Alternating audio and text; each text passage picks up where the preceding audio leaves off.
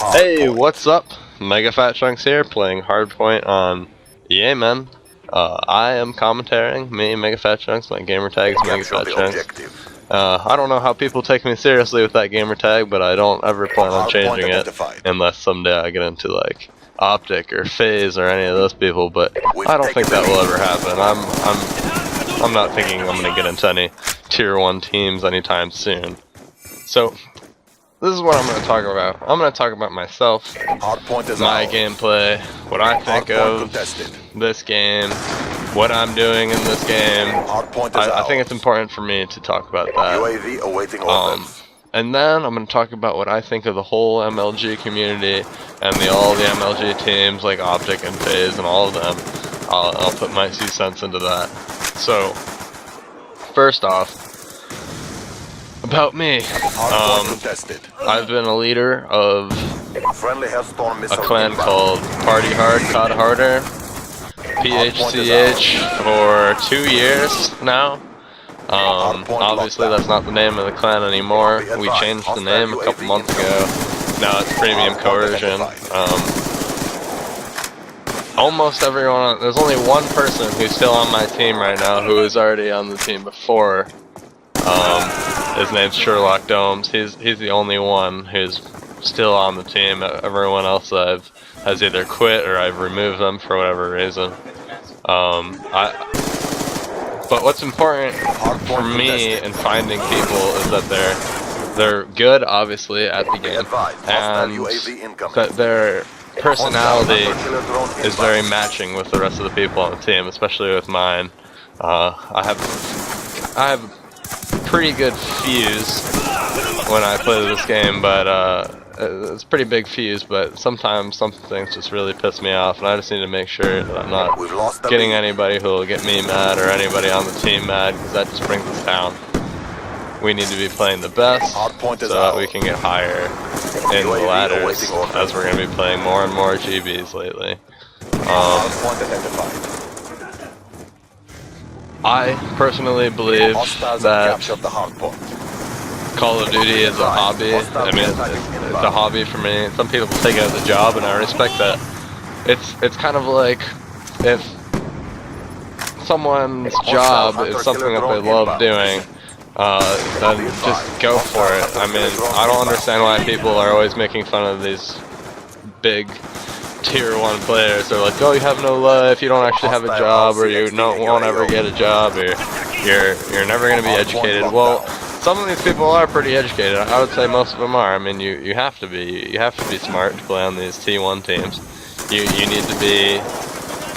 Obviously, you put a lot of time in the game, but that is their job. I mean, they've got their sponsorships. They've got their teams winning these tournaments, making a lot of money, especially Optic. They won the tournaments and they won a whole lot of money, and you know, if you're making money doing what you love doing, even if it's video games, that's definitely more power to you. I mean, I play for fun. A lot of people don't really understand that about me, is that I try really hard every game, and everyone's like, oh, you're such a tryhard. I'm like, well, I have fun doing well. That's what I like to do. And I think that is the most important aspect of playing, and people are like, oh, you need to be more social with your life, because, you know, I do play a lot. I am in college. I could be having all sorts of, like, opportunities with people, talking to new people. Yeah, I'm talking to new people, but just Call of Duty just gives me the escape that I need. Just a little bit more personally here. I had a girlfriend for about a year and a half, and then she broke up with me for reasons that I really can't control, and so playing Call of Duty, especially at this level, is really it's an escape for me to get away from everyone, not think about what's going on, not think about school. Just get really into the game. That focus that you have in the game gets you away from everything. It feels like you're in the game. It's like the life that your character is living for those few minutes is you.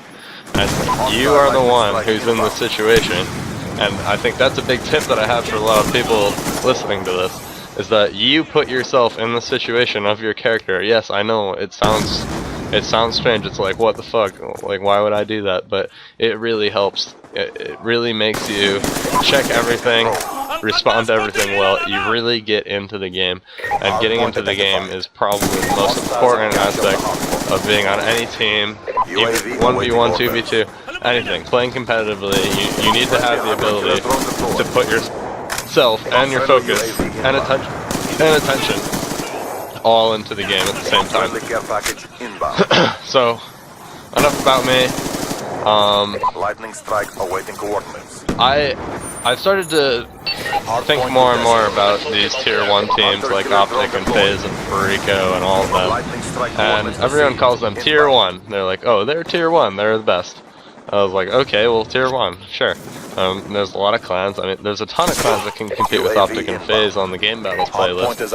I really consider the Game Battles and MLG playlists to be exactly the same.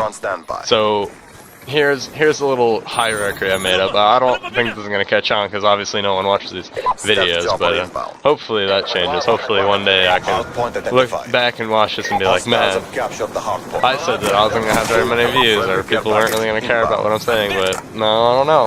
We'll see. But thanks for watching. If you're watching now, especially recently, thank you. I appreciate you a lot. I want to have interactivity with my viewers. If you are a viewer and you made it this far through, I really want to play with you, like, honestly.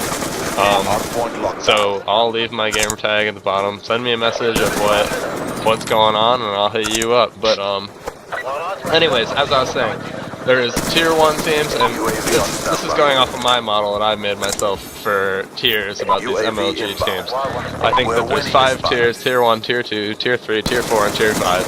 And so what tier 5 is any team that makes the game battles count. I would consider them a tier 5 team. Obviously, if they tried to play against Optic or anything, they would get slammed. I mean, they're 4 levels down, and so I really think that that's fair enough to say. You get ranked in game battles, you're a tier 4 team. I think that's how, tier 5 team. I think that's how it goes. Obviously, you have to. It's like a level system. You have to work your way up. And then tier 4, I would say, is the bottom 3,000 people in the Game Battles playlist, all the way up to 2,000, because I think tier 2 is below 2,000, and then tier 2 is below 1,000, and then tier 1 is below 100. That's how I think of it. And you know, these tier 1 teams that are below 100 on the Game Battles list can definitely play against Optic and FaZe and you know, give them a run for their money. They might not win, but you know, whatever. And the same goes for anything else. Like, teams that are in the same tier, they're gonna have a hard time against each other. If they play above someone in their tier, they're gonna have a good match. But if you're playing below a tier, then you can have an upset or anything. I just think that's how the hierarchy of this whole MLG thing works, and hopefully people have thought the same thing. I mean, it's really important to be able to classify that, in my opinion. But